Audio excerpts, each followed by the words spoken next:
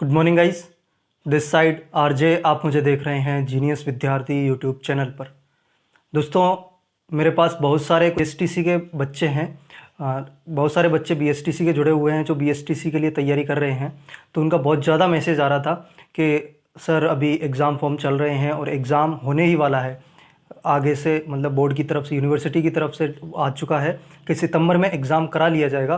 तो हम ये मान करके चल सकते हैं कि अब हमारे पास ओनली 1 महीना है, with in a month exam हो जाएगा। 1 महीने से भी ज़्यादा नहीं है। हालांकि डेट अभी फिक्स नहीं है, लेकिन ये बोल रखा है कि सितंबर में एग्ज़ाम हो जाना है, तो हम 1 महीना ही मान करके चलते हैं। तो क्या 1 महीने में अब एग्ज़ाम पास हम कर सकते हैं?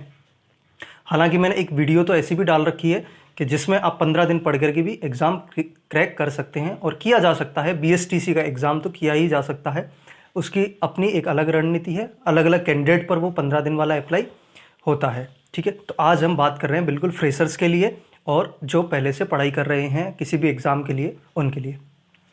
दोस्तों, अगर आप बिल्कुल फ्रेशर हैं, आपने 12th पास किया ही है, किसी भी गवर्नमेंट कॉम्पिटिटिव एग्ज़ाम की तैयारी आपने नहीं की है, कोई भी सब्जेक्ट आपने नहीं पढ़ा है, तो अब 1 महीना आपके लिए थोड़ा सा डू और डाई वाला सिस्टम हो सकता है कि मुझे थोड़ा सा मुश्किल लग रहा है। मुश्किल इसलिए लग रहा है कि अगर आप कम पढ़ते हैं तो ये मुश्किल है, लेकिन आप बोलते हैं कि नहीं, मैं कम से कम 10 घंटे पढ़ सकता हूँ, 10 से 11 घंटे डेली दे सकता हूँ, देन यू कैन डू। आप ये कर सकते हैं, आप इजीली इसमें पास हो सकते हैं अगर आप 10 से 12 घंटे रोज़ाना पढ़ लेते हैं तो।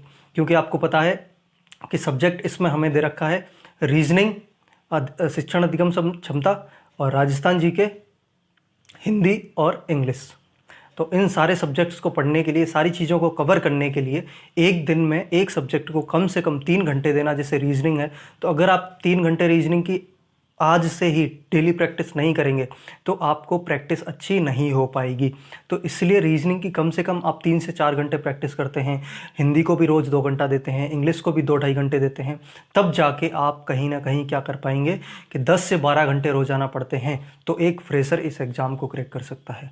लेकिन जो कैंडिडेट पहले और किसी एग्ज़ाम के लिए तैयारी कर रहे थे, उन्होंने पटवारी दिया, वीडियो दिया, या फिर और भी किसी एग्ज़ाम के लिए तैयारी कर रहे थे, एलडीसी दिया या एलडीसी की तैयारी अब कर रहे हैं, तो कहने का मतलब उन्होंने कभी किसी एग्ज़ाम के लिए थोड़ी बहुत रीजनिंग पढ़ रखी है, थोड़ी बहुत इंग्लिश पढ़ रखी है, थोड़ी बहुत हिंदी पढ़ रखी है। कहने का मतलब इनको एक एक बार अगर पढ़ रखा है तो आपकी बेसिक चीज़ें क्लियर है, आपका पढ़ा हुआ है और आपको रिवीजन ही करना है। तो इसीलिए आपके लिए अब आसान है। अब आप मिनिमम 8 घंटा अगर आप रोज़ाना देते हैं इनको रिवाइज़ करने के लिए तो आप इजीली कर सकते हैं। तो किया जा सकता है। जो बिल्कुल फ्रेशर हैं उनके लिए थोड़ा मुश्किल है, लेकिन अगर आप खुद से ये रखते हैं कि नहीं, मुझे करना ही है, मैं 10 से 12 घंटा पढ़ने के लिए तैयार हूँ, देन आप कर सकते हैं। और अगर आपने पहले से ये चीज़ें पढ़ी हुई है तो आपके लिए बिल्कुल भी दिक्कत वाली बात नहीं है। अगर आप 8 घंटे भी पढ़ते हैं तो आपको जो कॉलेज आपको चाहिए वो मिल जाएगा। ठीक है, लेकिन पढ़ाई हमें सेल्फ स्टडी, स्मार्ट स्टडी करनी पड़ेगी। जैसा कि आप सभी को पता है कि हमारे पास क्या दे रखा है, रीजनिंग दे रखा है,